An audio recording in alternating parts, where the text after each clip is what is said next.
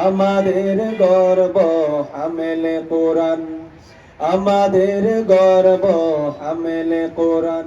মিরসরাইয়ে ইদারাতুল কোরআন হিফজ মাদ্রাসায় ৩ হাফেজকে পাগড়ি ও সবক প্রদান সম্পন্ন হয়েছে।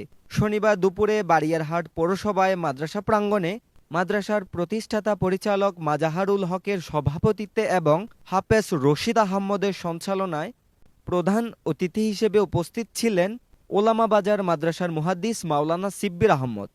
অনুষ্ঠানে বিশেষ অতিথি হিসেবে উপস্থিত ছিলেন ছুটিখা জামে মসজিদের খতিব মাওলানা নুরুল আলম তহিদি, করেরহাট কেন্দ্রীয় জামে মসজিদের খতিব মাওলানা মোবারক হোসাইন মিয়াজি, ওয়ারলেস মাদ্রাসার মুহাদ্দিস মাওলানা সোয়াইব আহমেদ, ব্যবসায়ী নুরুল আফসার ছোটন সহ বহু গণ্যমান্য ব্যক্তিবর্গ। এ সময় হেফজ সম্পন্নকারী ৩ জন হাফেজকে পাগড়ি ও সম্মাননা ক্রেস্ট প্রদান করেন অতিথিবৃন্দ। সবশেষে দোয়া মুনাজাতের মাধ্যমে অনুষ্ঠানের সমাপ্তি ঘটে।